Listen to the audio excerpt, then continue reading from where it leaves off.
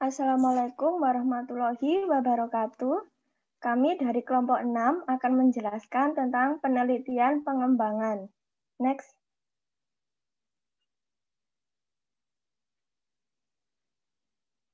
Dengan saya, Mayang Purbaningrum, NIM terakhir 007. Next. Saya Raja Novel Ari Salim, NIM terakhir 043. Saya Ramadina, NIM terakhir 062. Saya Nimas Izmi Aufa, NIM terakhir 081. Saya Nikmatul Safira Brilyanda, NIM terakhir 092.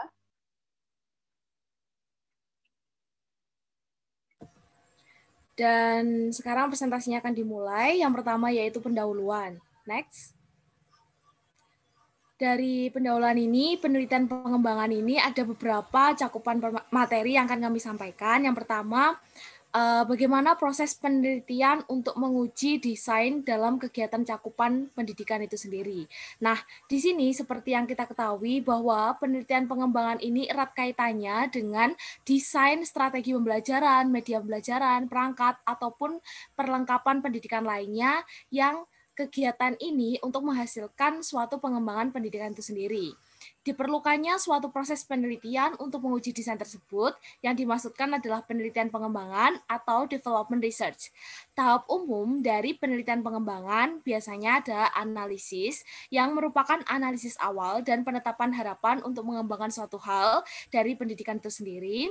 Yang kedua ada desain, yaitu merancang produk yang sesuai standar atau kriteria yang ditetapkan. Yang ketiga ada implementasi, yaitu penerapan produk dalam suatu medan uji coba atau langsung pada medan sebenarnya, dan evaluasi, tahap terakhir yang merupakan suatu evaluasi terhadap ketercapaian, tujuan, dan harapan-harapan. Pandangan terhadap penelitian pengembangan ini sendiri dikelompokkan menjadi dua. Yang pertama ada pandangan tradisional, dan yang kedua ada pandangan alternatif. Pandangan tradisional memiliki ciri bahwa penelitian pengembangan ini bersifat teknis, rasional, dan prosesnya sistematik. Sedangkan pandangan alternatif ini memiliki ciri yang melakukan aktivitas yang tidak sama dengan pandangan tradisional dan tidak sesuai urutan teknis semacam resep, memiliki ciri proses pengembangannya lebih iteratif, spiral, dan siklik, serta perhatian pada masa depan pengguna atau pemakai dalam proses konteks yang akan diimplementasikan. Serta penelitian pengembangan ini, pengertiannya sendiri merupakan suatu penelitian dengan tujuan untuk menghasilkan suatu prototipe atau produk yang termasuk memberikan bukti empiris keefektifannya dan membangun suatu panduan metodologis untuk perancangan dan evaluasi produk-produk tersebut sesuai dengan pendapat Van de Acker dan Plom pada Van de Acker tahun 1999. Penelitian pengembangan ini digunakan untuk mengembangkan kurikulum, media pembelajaran, teknologi, pengajaran sistemnya, dan juga pendidikan serta pelatihan bagi guru. Dalam pengembangan kurikulum dikenal istilah penelitian formatif yang tujuannya untuk memberikan informasi pada proses pengambilan keputusan saat pengembangan suatu produk atau program. Serta proses tersebut akan berhenti jika validitas dari suatu produk akan mencapai kualitas yang diinginkan dari segi kepraktisan dan efektivitas produk tersebut. Validitas mengacu pada sejauh mana desain dari produk tersebut didasarkan suatu pengetahuan atau teori yang tepat yang termasuk validitas isi dan juga dari berbagai komponen pada desain tersebut saling berhubungan secara konsisten yang termasuk dalam validitas konstruk. Next. Selanjutnya yaitu paradigma penelitian pengembangan. Lanjut. Menurut Vogler-Foreman, Gustafsson, dan Plom pada tahun 1999 terdapat 4 pandangan berdasarkan proses pengembangannya. Pandangan pertama adalah paradigma instrumental yang garis besarnya merupakan perencanaan berdasar tujuan, diawali dengan perumusan tujuan spesifik dan hasil yang jelas. Yang kedua ada paradigma komunikatif yang garis besarnya merupakan komunikasi untuk mencapai mufakat, dan hal ini termasuk ke dalam bagaimana produk ini dikembangkan melalui proses interaksi dan komunikasi antara tim pengembang dan orang lain yang terlibat. Paradigma yang ketiga ada paradigma pragmatis yang di dalamnya termasuk interaktif dan pengulangan uji coba dan revisi yang maknanya akan dilakukan pengembangan dalam menciptakan produk sangat cepat termasuk dalam pembuatan, pengujian, dan juga maupun revisi beberapa prototipe tersebut. Dan yang terakhir ada paradigma artistik yang merupakan pengembang sebagai seorang artis yang memiliki kemampuan dan keahlian yang unik dalam menciptakan suatu produk. Dan garis besarnya merupakan kreasi produk didasarkan pada kepiawaian dari sang pencipta produk tersebut. Lanjut.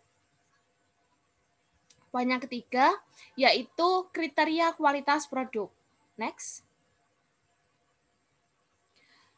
Kualitas produk memiliki peranan penting dalam penelitian pengembangan itu sendiri. Dan menurut Niven pada tahun 1999 menunjukkan syarat-syarat suatu perangkat pembelajaran seperti berikut. Yang pertama, menyediakan informasi latar belakang tentang makna atau pentingnya perubahan.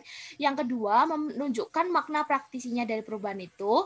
Yang ketiga, memberikan kesempatan pengguna untuk uji coba material. Dan yang keempat, mendorong diskusi tentang perubahan pendidikan antara guru yang menggunakan perangkat tersebut. Next. Untuk memenuhi fungsi tersebut, perangkat pembelajaran harus berkualitas baik. Bagi Niven pada tahun 1999 menjelaskan kriteria kualitas suatu produk, yaitu yang pertama valid. Valid ini sendiri harus berdasarkan pengetahuan yang relevan sesuai kurikulum. Yang dimaksud validitas isi dan harus terkait satu sama lain atau validitas empirik. Yang kedua ada praktis, yaitu pengguna dapat menggunakan dengan mudah dan dapat digunakan secara lebih luas sesuai tujuan dari peneliti. Dan yang ketiga ada efektif, yang dimaksudkan bahwa siswa menghargai program dari belajar dan antusias dalam mengikuti pembelajaran. Materi efektif jika sesuai antara harapan, kurikulum, dan pelaksanaannya. Lanjut. Selanjutnya, menurut Ray Glut pada tahun 1999 menjelaskan indikasi hasil-hasil perancangan meliputi tingkat efektivitas, level of effectiveness. Yang disebut di sini sebagai tingkat efektivitas adalah suatu keadaan tentang bagaimana baiknya pengajaran bekerja dan diindikasikan dengan bagaimana ketercapaian tujuan pembelajaran itu sendiri. Indikasi hasil belajar tidak pada apa tujuan belajarannya, tapi bagaimana ketercapaian dari tujuan tersebut. Contohnya, kemampuan siswa dalam menjawab 8 soal dengan benar dari 10 soal cerita yang diberikan. Dan hal tersebut dari tingkat efektivitas dapat diketahui dengan membuat kriteria ketuntasan hasil belajar atau kriteria ketuntasan minimal atau KKM. Next. Yang kedua adalah tingkat efisiensi. Tingkat efisiensi atau level of efficiency ini merupakan suatu keadaan tentang bagaimana baiknya pengajaran bekerja dari aspek waktu dan biaya pengajaran. Contohnya, berapa lama siswa menyelesaikan dengan benar 8 soal dari 10 soal yang diberikan. Dan tingkat efisiensi ini dapat diketahui dengan cara membandingkan suatu tujuan pelajaran dapat diajarkan. Jadi dilihat kuantitas dari waktu untuk mempelajari suatu materi tersebut. Next. Dan yang terakhir ada tingkat kemenarikan. Dan tingkat kemenarikan ini atau level of appeal merupakan suatu tingkat atau keleluasaan pembelajar menikmati atau tertarik terhadap suatu pengajaran itu sendiri. Contohnya, ketika ada siswa yang bertanya, kapan dapat belajar topik lebih lanjut? Dan tingkat kemenarikan ini dapat diketahui dengan respon siswa terhadap pembelajaran dan materi-materi yang disediakan. Next.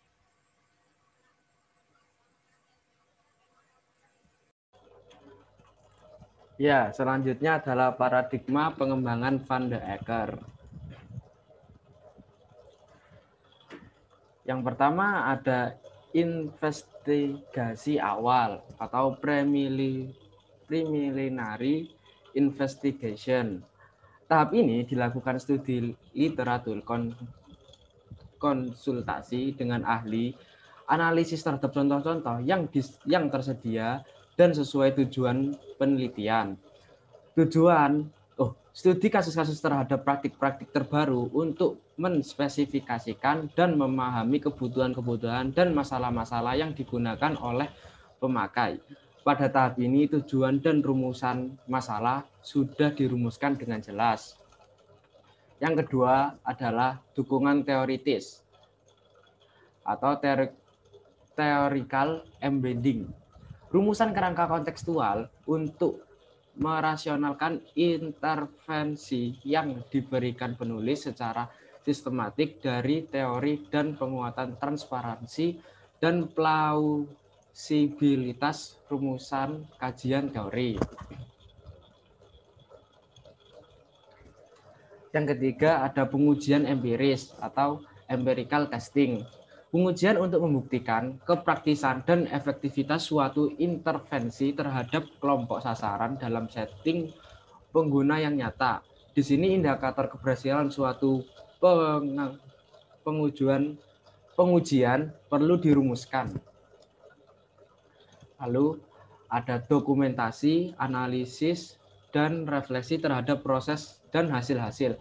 Pada fase ini dilakukan dokumentasi secara sistematik, analisis, dan refleksi terhadap proses perancangan, pengembangan, evaluasi, dan implementasi, serta hasil-hasilnya atau outcome. Hal ini dilakukan untuk pengembangan hasil penelitian ini dikemas dalam sebuah laporan. Yang kelima ada paradigma pengembangan ADI. Model ADI ini sebenarnya sangat umum dipakai dalam perancangan pengajaran, meskipun jarang ditemukan dalam literatur seperti telah yang dilakukan oleh survei Morrison pada tahun 2007. Nah, sebenarnya ADI itu sama seperti sistem pengembangan pengajaran atau Instructional System Development atau ISD. Nah, dalam langkah-langkah utama dalam ISD ini adalah analisis, desain, development atau pengembangan, implementasi, dan evaluasi atau disingkat AD. Nah, sebenarnya AD adalah metode AD adalah singkatan dari ini. Nah, yang pertama ada tahap analisis. Nah, tahap analisis ini berfokus pada target audience. Pada tahap analisis dilakukan pendefinisian permasalahan instruksional, tujuan instruksional, sasaran pembelajaran, serta dilakukan identifikasi lingkungan pembelajaran dan pengetahuan yang dimiliki oleh siswa. Nah, pertanyaan umum yang ada di tahap analisis ini seperti bagaimana latar belakang keseluruhan dari peserta didik seperti usia, pengalaman masa lalu, tingkat pengetahuan, minat, latar belakang budaya, dan lain-lain. Lalu ada apa yang siswa butuhkan untuk menyelesaikan akhir program pembelajaran atau apa kebutuhan siswa. Yang ketiga, apa yang diinginkan siswa dari hasil pembelajaran, apakah pengetahuan, keterampilan, sikap, perilaku, dan lain-lain. Apakah strategi pembelajaran yang digunakan untuk mereka cukup, aspek apa yang perlu ditambahkan, diklarifikasikan, dan diperbaiki, apa saja fokus tujuan instruksional, apa saja lingkungan belajar yang kondusif atau tidak, apa jenis lingkungan belajar yang lebih disukai, apakah sumber daya lebih baik itu teknis maupun dokumen sudah dicukupi. Lah, dari 7 pertanyaan yang sudah saya jelaskan itu merupakan salah satu pertanyaan-pertanyaan yang ada di tahap analisis. Nah, yang kedua ada di tahap desain. Di tahap desain ini terkait dengan penentuan sasaran instrumen penilaian, latihan, konten, dan analisis yang terkait materi pembelajaran, rencana pembelajaran, dan pemilihan media. Fase desain dilakukan secara sistematik dan spesifik.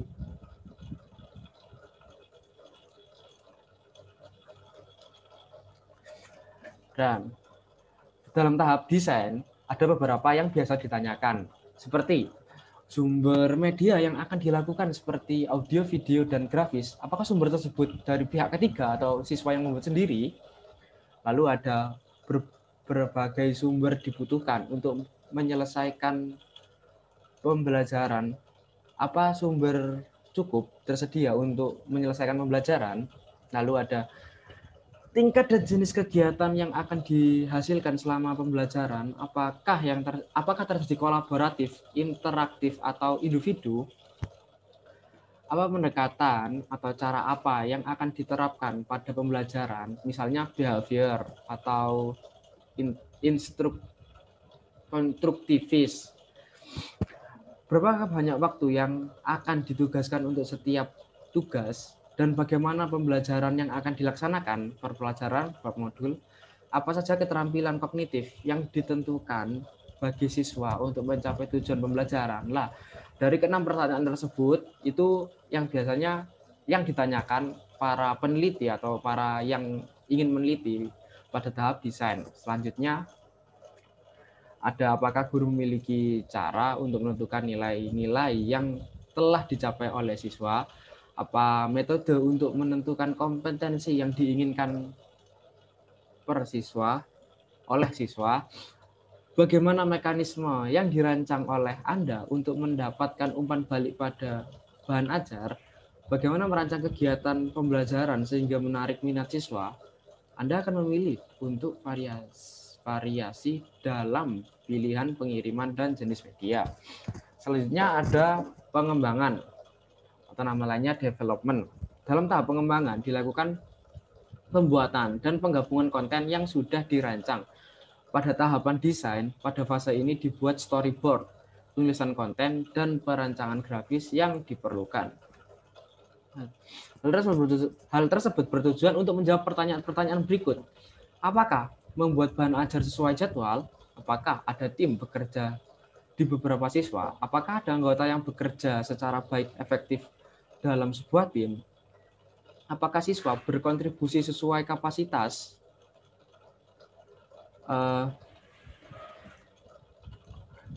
Apakah siswa berkontribusi sesuai kapasitasnya? Apakah bahan yang dihasilkan dimaksudkan untuk tugas siswa? Selanjutnya ada tahap implementasi. Tahap implementasi meliputi kegiatan merevisi dan memproduksi material final, seperti menyampaikan material final tersebut kepada pembelajar. Tahap ini adalah penerapan hasil pengembangan kepada sasaran penelitian. Beberapa contoh implementasi yang dapat diperhatikan. Saran pada metode pilihan pencatatan data aktual dari pengalaman siswa saat berinteraksi dengan belajar. Apa tanggapan emosional yang diberikan guru pada siswa selama pembelajaran? Apakah mereka benar-benar tertarik, bersemangat, kritis, atau bertahan? Sebagian hasil pembelajaran, apakah guru melihat siswa dapat memahami topik dengan segera, atau apakah mereka perlu bantuan? Bagaimana menangani setiap kesalahan yang mungkin terjadi selama kegiatan?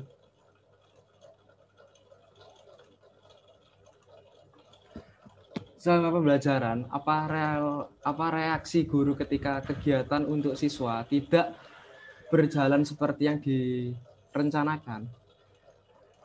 Ketika masalah teknis dan lain muncul, apakah guru memiliki strategi cadangan? Apakah implementasi untuk skala kecil atau skala besar? Ketika kelompok siswa mendapat materi, apakah mereka dapat bekerja secara mandiri atau memerlukan bimbingan? Nah, yang terakhir adalah tahap evaluasi. Evaluasi dilakukan selama tahap implementasi dengan bantuan instruktur dan siswa setelah pelaksanaan pembelajaran selesai. Evaluasi sumatif dilakukan untuk perbaikan pembelajaran. Perancangan seluruh tahap evaluasi harus memastikan apakah seluruh tahap evaluasi harus memastikan masalah yang relevan dengan program pelatihan diselesaikan dan apakah tujuan yang diinginkan terpenuhi. Indikator keberhasilan suatu pengembangan perlu dirumuskan dari awal sebagai target penelitian.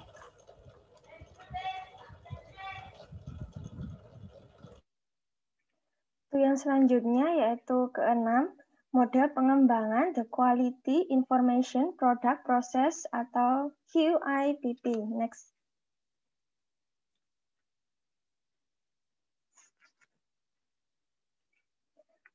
Nah, model ini tuh bertujuan untuk mengembangkan berbagai macam produk informasi. mulai dari yang cetak hingga online yang berupa multimedia interaktif, misalnya CD pembelajaran yang berbasis website juga. Nah, juri dan Reeves tahun 99 menjelaskan bahwa pengembangan model QIPP ini adalah yaitu dari manajer perusahaan The National Cash Register Company di Ohio, United States. Nah, langkah-langkahnya itu sebagai berikut. Yang pertama yaitu analisis, yang kedua desain, yang ketiga pengembangan, yang keempat validasi. Nah, validasi ini bila disetujui akan ke produksi, bila ada revisi, maka akan masuk ke pengembangan lagi, kemudian ke validasi. Setelah produksi, maka akan ada langkah manufacturing, setelah itu pengiriman, dan yang terakhir yaitu penjaminan kepuasan pelanggan. Next.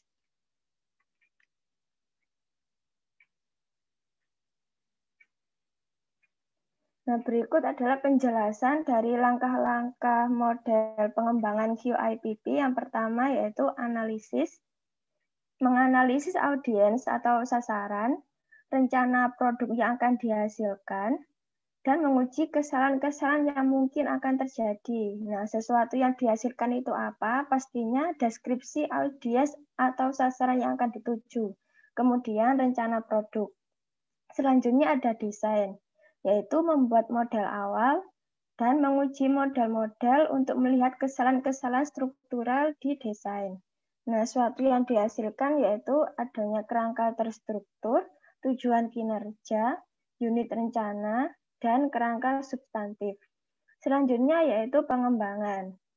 Di pengembangan ini kita akan mengembangkan prototipe produk, menguji prototipe untuk mengetahui kesalahan-kesalahan dalam mengembangkan prototipe. Pastinya sesuatu yang dihasilkan yaitu prototipe produk itu sendiri. Kemudian yang validasi, melakukan uji keterpakaian dengan sampel yang mewakili sasaran. Nah, sesuatu yang dihasilkan pastinya laporan validasi. Kemudian setelah laporan itu validasi, kita hitung hasilnya, muncullah hasil evaluasi. Kemudian merevisi prototipe. Selanjutnya yaitu produksi. Membuat produk yang sebenarnya secara keseluruhan dan secara utuh sesuai dengan kritik dan saran validator yang ada di fase validasi.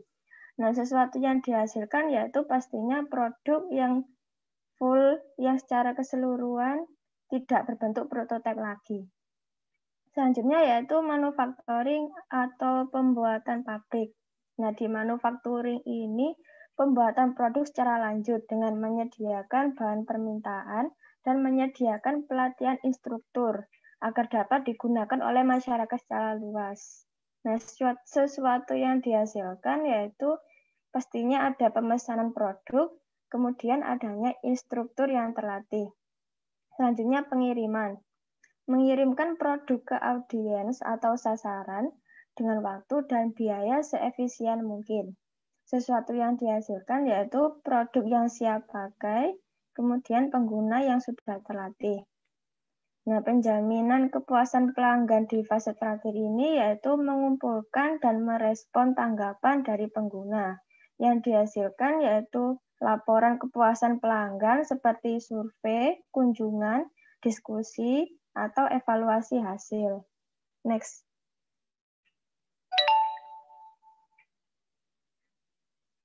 Nah, yang 7 itu model pengembangan menurut Sadiman. Next. Nah, di Sadiman ini mengembangkan untuk produk media pembelajaran. Nah, yang pertama yaitu identifikasi kebutuhan, selanjutnya perumusan tujuan, kemudian ketiga pengembangan materi, yang keempat pengembangan alat evaluasi, kemudian yang kelima produksi, yang keenam validasi ahli media dan materi. Nah, bila disetujui maka media siap digunakan. Bila belum disetujui masih ada revisi, maka akan kembali ke fase produksi, kemudian validasi lagi, kemudian media siap digunakan. Next.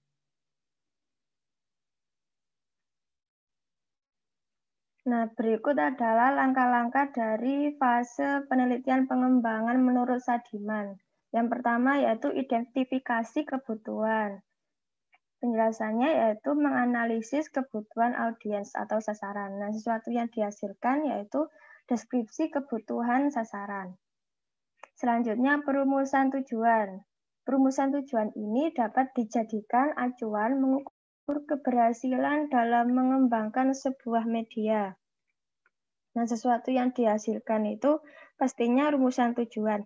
Nah, di perumusan tujuan untuk media pembelajaran ini, itu dapat disingkat ABCD. Yang A yaitu audiens.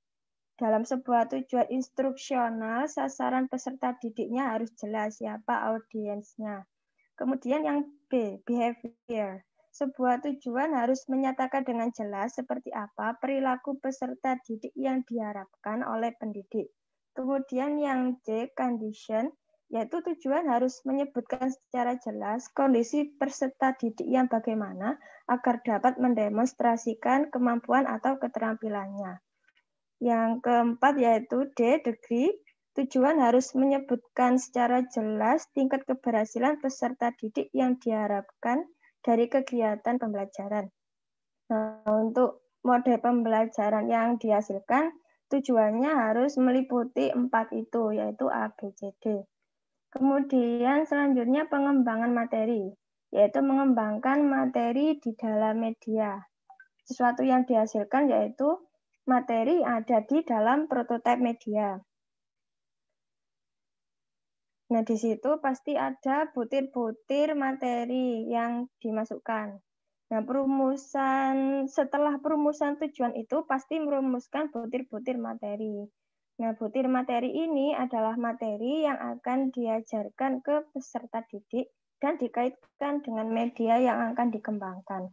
Selanjutnya yaitu pengembangan alat evaluasi, yaitu mengembangkan alat evaluasi media seperti angket, kuis, dan lain-lain. Sesuatu yang dihasilkan yaitu alat evaluasi.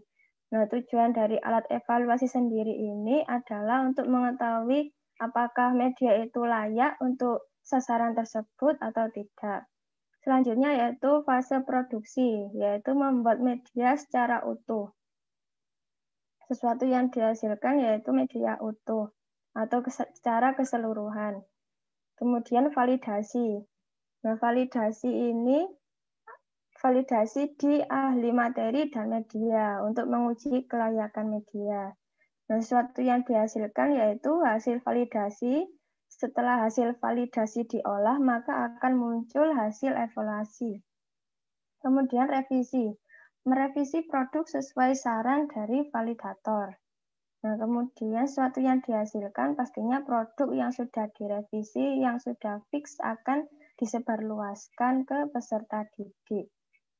Nah, fase yang terakhir yaitu media siap digunakan, yaitu menyebarluaskan media ke sasaran dengan waktu dan biaya seefisien mungkin. Sesuatu yang dihasilkan pastinya produk yang siap pakai dan dipasarkan. Next.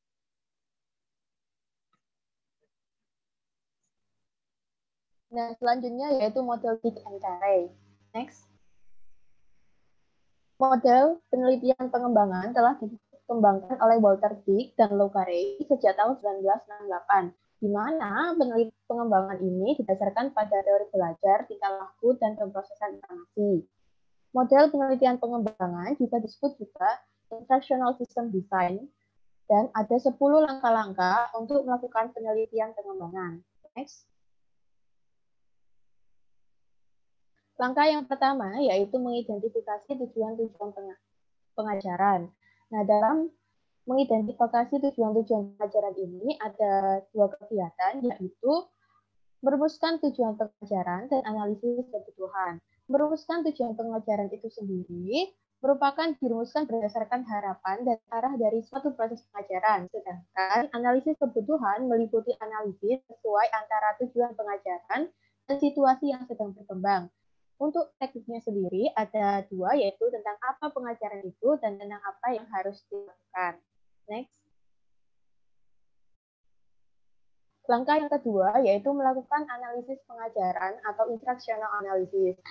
Analisis pengajaran adalah prosedur yang ketika diterapkan pada tujuan pengajaran Hasil identifikasi langkah-langkah yang relevan untuk pembentukan tujuan dan keterampilan bagiannya akan menuntut siswa untuk mencapai tujuan tersebut. Nah, dalam analisis pengajaran terdapat 3 kegiatan, yaitu yang pertama analisis tugas, di mana analisis tentang produk yang berupa daftar langkah dan keterampilan yang digunakan.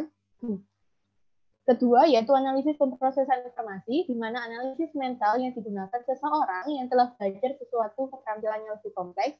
Dan yang terakhir, yaitu analisis tugas belajar, analisis tentang tujuan pengajaran yang melibatkan keterampilan-keterampilan intelektual. Next. Yang ketiga, yaitu mengidentifikasi karakteristik tingkah laku dan karakteristik pembelajaran. Nah, tujuan dari mengidentifikasi karakteristik tingkah laku dan karakteristik pembelajaran adalah menentukan keterampilan yang dimiliki pelajar dalam menyelesaikan tugas-tugas belajarnya. Untuk jenis keterampilannya sendiri ada 4, yaitu keterampilan intelektual, pemahaman verbal, orientasi keuangan, dan sikap atau perilaku. Sedangkan dalam mengidentifikasi karakteristik tingkah laku dan karakteristik pembelajaran juga harus dirumuskan populasi, di mana mengidentifikasi perilaku masukan atau perilaku yang dikuasai populasi sebelum dimulai pengajaran. Next. Yang keempat yaitu merumuskan tujuan. Tujuan dari kegiatan ini adalah menerjemahkan kebutuhan dan harapan ke dalam tujuan khusus yang detail. Sedangkan fungsi dari kegiatan ini adalah untuk menentukan apakah suatu pengajaran berkaitan dengan harapan-harapan tersebut atau tidak. Kegiatan yang dapat dilakukan yaitu memfokuskan rencana pembelajaran sesuai kondisi pembelajaran, membimbing perkembangan dari pengukuran terhadap kinerja pelajar, dan membantu pelajar untuk belajar. Perumusan tujuan-tujuan ini harus disesuaikan dengan kurikulum yang ada, begitu juga termasuk tujuan instruksional umum, tujuan instruksional khusus, kompetensi dasar, tujuan, dan indikator. Next. Langkah yang kelima yaitu mengembangkan butir-butir tes peracuan kriteria. Pengembangan butir-butir penilaiannya sejalan untuk mengukur keterampilan dalam belajar didasarkan pada tujuan khusus yang telah ditulis sebelumnya. Kegiatan yang dapat dilakukan adalah mendiagnosis kemampuan individu terhadap materi prasyarat yang digunakan untuk mempelajari materi baru, memeriksa hasil belajar siswa selama proses pembelajaran, menyediakan dokumen kemajuan siswa untuk orang tua atau administrasi, menggunakan sistem evaluasi sistem pembelajaran. Untuk tipe tesnya sendiri ada 3, yaitu pretest, latihan, dan post-test, di mana pretest berisi butir untuk mengukur perilaku masukan dan menguji keterampilan yang akan diujikan. Latihan berisi butir tes untuk melatih kemampuan yang tidak ada umpan baliknya. Selanjutnya post-test berisi tentang butir-butir yang menilai semua tujuan, terutama tujuan akhir. Selain mengembangkan butir tes yang beracuan kriteria, juga dilakukan perancangan tes validasi dan metode penilaian tesnya. Next. Langkah yang keenam yaitu mengembangkan suatu strategi pengajaran. Strategi pengajaran merupakan komponen-komponen dari suatu materi pengajaran dan prosedur yang akan digunakan untuk mengajarkan materi dengan tujuan untuk meningkat hasil belajar siswa. Strategi pengajaran ditujukan untuk menunjang ketercapaian tujuan yang telah ditetapkan. Terdapat 5 komponen dalam strategi pengajaran, yaitu kegiatan sebelum pengajaran, presentasi informasi, partisipasi siswa, pengujian, dan kegiatan lanjutan. Next. Langkah yang ketujuh yaitu mengembangkan dan memilih suatu materi pengajaran. Langkah untuk menyeleksi materi ada beberapa. Yang pertama yaitu terdapat motivasi penggunaannya, kesesuaian isi yang digunakan, urutan materinya tepat, adanya semua informasi pengetahuan yang dibutuhkan, adanya latihan soal, adanya umpan balik yang cocok, adanya tes yang sesuai, adanya petunjuk kegiatan tindak lanjut termasuk remedial pekerjaan lanjutan dan kemampuan umum, dan adanya kecocokan antara petunjuk pelajar yang terpisah dari satu aktivitas ke aktivitas lainnya. Materi yang dipilih harus disesuaikan dengan konten dan kondisi siswa, di mana media untuk materi tersebut dapat berupa komputer, internet, website, maupun pengerjaan manual. Komponen perangkat pengajaran yang dapat membantu yaitu buku, materi pembelajaran, butir tes, atau sumber-sumber dari internet. Next. Langkah yang ke-8 yaitu melaksanakan evaluasi formatif. Evaluasi formatif merupakan sebuah proses untuk mendapatkan data yang digunakan untuk memperbaiki pengajaran sehingga lebih efektif dan efisien. Evaluasi formatif pada materi dilakukan untuk mengetahui keefektifan suatu materi ketika diajarkan kepada siswa atau target sasaran, sehingga ketika terdapat dampak negatif, segera bisa untuk ditanggulangi. Evaluasi formatif sendiri menekankan pada koleksi dan analisis data, serta revisi materi pengajaran setelah direvisi, akan dihasilkan versi final materi pengajaran tersebut, kemudian akan dilakukan evaluasi sumatif. Setelah didapatkan versi final dari evaluasi sumatif, maka pengembangan tersebut dapat dibandingkan dengan bentuk pengajaran yang setara. Next. Langkah yang ke-9 yaitu melakukan revisi pengajaran. Revisi pengajaran dilakukan setelah adanya evaluasi formatif. Terdapat 3 cara untuk melakukan revisi pengajaran. Yang pertama yaitu mengubah materi menjadi lebih akurat dan lebih efektif daripada sebelumnya. Yang kedua, mengubah prosedur dalam penggunaan materi. Yang ketiga, revisi pengajaran dilakukan berdasarkan hasil analisis data dari evaluasi formatif. Hasilnya nanti akan digambarkan dalam bentuk tabel, diagram, dan grafik sehingga mudah untuk dianalisis. Next. Langkah yang terakhir yaitu melakukan evaluasi sumatif. Evaluasi sumatif adalah suatu desain studi evaluasi dan pengumpulan data yang ditujukan untuk memverifikasi keefektifan materi pengajaran dari suatu sistem. Ada 2 fase utama dalam melakukan evaluasi sumatif. Yang pertama yaitu penilaian ahli dan uji lapangan. Penilaian ahli, di mana penilaian ini bertujuan untuk menentukan potensi dari materi yang digunakan untuk suatu lembaga yang membutuhkan. Sedangkan untuk uji lapangan, di mana uji lapangan ini merupakan uji yang bertujuan untuk mendokumentasikan keefektifan materi pada kelompok sasaran yang diuji. Next. Dan kemudian mengenai perancangan pengajaran dari Kemp. Sebelumnya memberi sedikit informasi bahwa Gerald A. Kemp lahir pada tanggal 28 April tahun 1921 di New York, Amerika Serikat.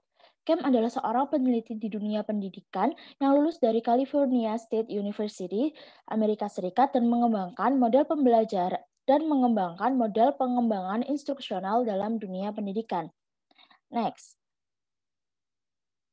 Berikut adalah langkah-langkah proses perancangan pengajaran yang dikembangkan oleh Kemp. Yang pertama adalah mengidentifikasi masalah-masalah pengajaran. Nah, sebelum mengidentifikasi masalah-masalah pengajaran, ada pertanyaan umum yang diajukan ketika sebelum mengidentifikasi. Ada beberapa pertanyaan, yaitu tingkat hasil belajar dan keterampilan siswa yang ada di bawah harapan, kemudian siswa selalu menyatakan ketidakpuasan mereka akan sebuah mata pelajaran, dan yang terakhir pengalaman seorang guru atau tenaga kependidikan yang tidak cukup untuk menghadapi perkembangan yang baru. Nah, untuk mengidentifikasi masalah yang kritis perlu dilakukan beberapa langkah. Yang pertama, yaitu analisis kebutuhan. Analisis kebutuhan digunakan untuk mengidentifikasi kesenjangan-kesenjangan dalam performanya dan menentukan suatu intervensi yang mengatasi kesenjangan tersebut. Analisis kebutuhan juga melibatkan pemeriksaan kesenjangan dan mengidentifikasi penyebab-penyebab potensial dari kesenjangan tersebut. Kemudian yang kedua adalah analisis tujuan. Analisis tujuan adalah sebuah metode untuk mendefinisikan sesuatu yang tidak terdefinisikan atau defining the undefinable. Dan yang terakhir adalah analisis kinerja. Analisis kinerja merupakan bantuan untuk mengidentifikasi masalah-masalah kinerja. Proses yang dilakukan adalah penemuan sumber masalah yang terjadi dan kemudian menentukan yang sesuai. Next. Yang kedua adalah menganalisis pembelajar dan konteksnya. Nah, analisis konteks sendiri ini memberikan informasi data yang memperkaya pertimbangan dalam mengembangkan suatu rancangan. Konteks dapat dibedakan menjadi 3, yaitu konteks yang terkait siswa atau konteks orientasi, konteks pengajaran, dan konteks transfer. Nah, apa sih alasan yang membuat analisis konteks ini memiliki peranan penting? Yang pertama adalah konteks ini merupakan sebuah sekumpulan faktor-faktor yang dapat mengganggu atau memfasilitasi pembelajar. Kemudian sebuah kelas yang tunggal dapat meminta beberapa konteks juga. Dan yang terakhir, pengajaran dan belajar tidak dilakukan pada ruang yang kosong. Next. Kemudian ada analisis tugas, analisis konteks. Konten. Beberapa alasan analisis tugas memiliki peranan penting dalam perancangan pengembangan. Di antaranya adalah mendefinisikan sebuah konten untuk memecahkan masalah kinerja siswa. Kemudian ada beberapa teknik dalam menganalisis tugas. Yang pertama adalah melakukan analisis topik yang sesuai untuk pengetahuan kognitif. Yang kedua, melakukan analisis prosedur untuk penggunaan tugas-tugas psikomotorik, urutan kognitif yang melibatkan suatu urutan atau rangkaian tertentu. Dan yang terakhir, melakukan analisis keterampilan interpersonal menggunakan metode kejadian kritis. Dan ada 4 analisis dalam analisis tugas. Yang pertama adalah analisis topik. Analisis topik ini digunakan untuk mendefinisikan fakta-fakta, konsep-konsep, prinsip-prinsip, dan aturan-aturan yang memperbaiki pengajaran pada akhirnya. Nah, ada informasi yang didapatkan dari analisis topik. Yang pertama yaitu mengidentifikasi materi yang menjadi fokus pengajaran. Dan yang kedua adalah mengidentifikasi struktur komponen-komponennya. Kemudian ada analisis prosedur. Analisis prosedur digunakan untuk menganalisis tugas dengan mengidentifikasi langkah-langkah yang diperlukan untuk menyelesaikan tugas. Kemudian ada analisis kejadian kritis. Analisis kejadian kritis ini adalah mengidentifikasi hal-hal yang digunakan secara bersama dengan berbagai pendekatan. Dan yang terakhir adalah analisis tugas. Analisis tugas akan lebih mudah jika dikembangkan oleh seorang ahli atau seorang ahlinya. Next. Yang kedua, yang keempat ada tujuan pengajaran. Nah, dalam tujuan pengajaran itu ada memiliki 3 fungsi.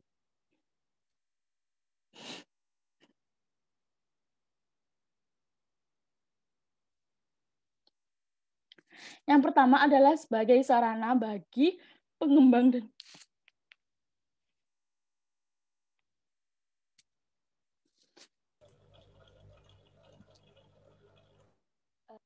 yang kemudian ada tujuan pengajaran. Nah, fungsi dalam tujuan pengajaran itu ada 3, yaitu sebagai sarana bagi pengembang dan guru untuk merancang pengajaran yang sesuai. Yang kedua, menyediakan suatu kerangka kerja untuk melaksanakan cara-cara mengevaluasi belajar siswa. Dan yang terakhir adalah membimbing siswa dalam mencapai keterampilan-keterampilan dan pengetahuan yang dikuasai. Next.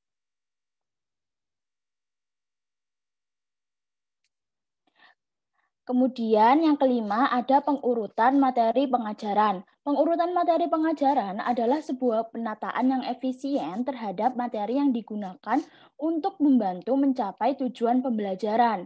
Nah, ada beberapa strategi pengurutan yang digunakan oleh guru dalam konsep-konsep siswa belajar yang terdiri dari 5 aspek, yaitu ada 5. Yang pertama, identifikasi prasyarat-prasyarat yang harus dikuasai siswa sebelum menyelesaikan tugas yang kompleks. Yang kedua, mencari informasi atau pengetahuan yang dekat atau sudah diketahui sebelum mengerjakan sesuatu yang tidak diketahui.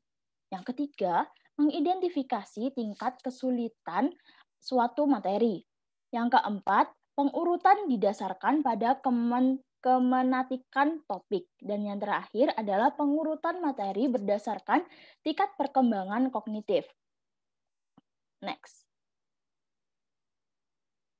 Perancangan strategi pengajaran. Nah, tujuan dari strategi pengajaran sendiri adalah mendesain suatu pengajaran yang efektif dan efisien untuk menghasilkan hasil-hasil yang reliable setiap waktu. Nah, ada beberapa pendekatan yang digunakan dalam strategi pengajaran, yaitu ada pendekatan pembelajaran generatif. Kategori pembelajaran generatif yang dikembangkan oleh Jonathan ada 4, yaitu strategi mengingat, strategi integrasi, strategi organisasi, dan strategi elaborasi. Yang pertama ada strategi mengingat. Strategi mengingat ini adalah strategi yang membantu siswa dalam mempelajari fakta dan mendaftar secara persis sebuah informasi. Jadi informasi-informasi tersebut di-list dan dapat dihafalkan oleh siswa. Yang kedua, strategi integrasi. Nah, strategi integrasi ini berguna untuk mentransformasi informasi dalam bentuk yang mudah untuk diingat. Yang ketiga ada strategi organisasi yang membantu siswa untuk mengidentifikasi bagaimana ide baru yang kemudian dihubungkan dengan ide lama, atau bagaimana penghubungan antara pengetahuan baru dengan pengetahuan yang lama.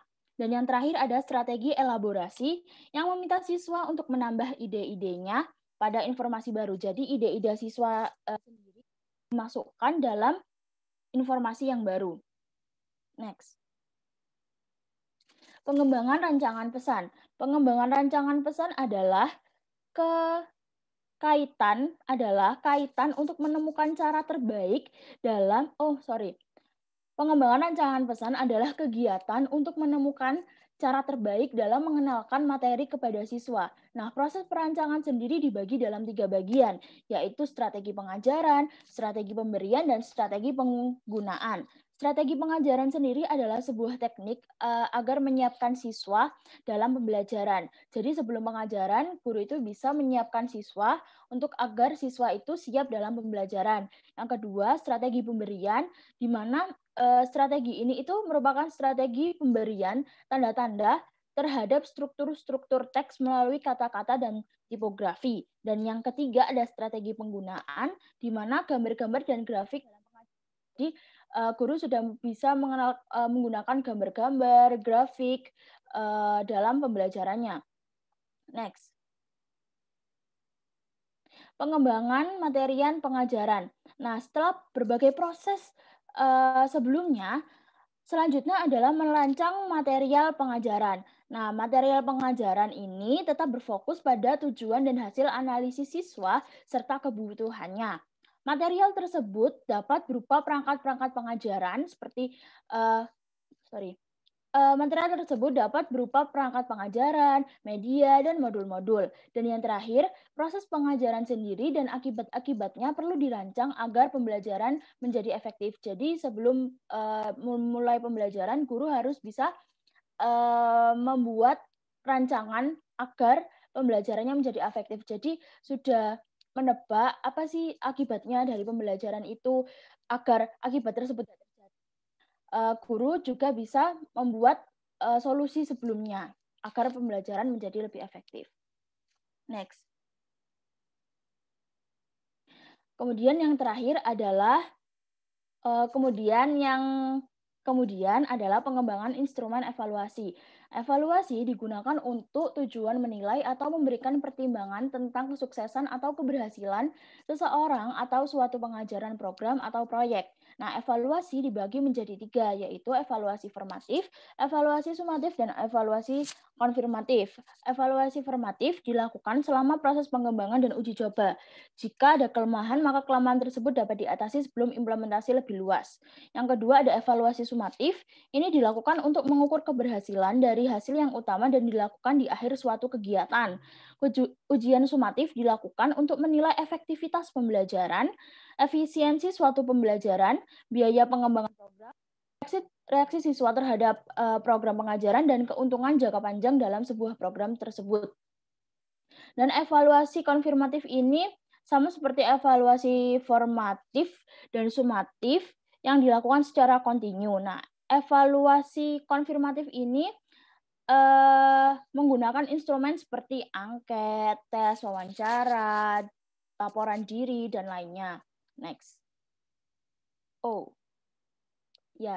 Terima kasih. Sekian dari kelompok kami. Maaf apabila ada kesalahan dari kami. Mohon dimaafkan. Dan jangan lupa untuk like, subscribe, dan share. Dadah. Terima kasih. Assalamualaikum warahmatullahi wabarakatuh.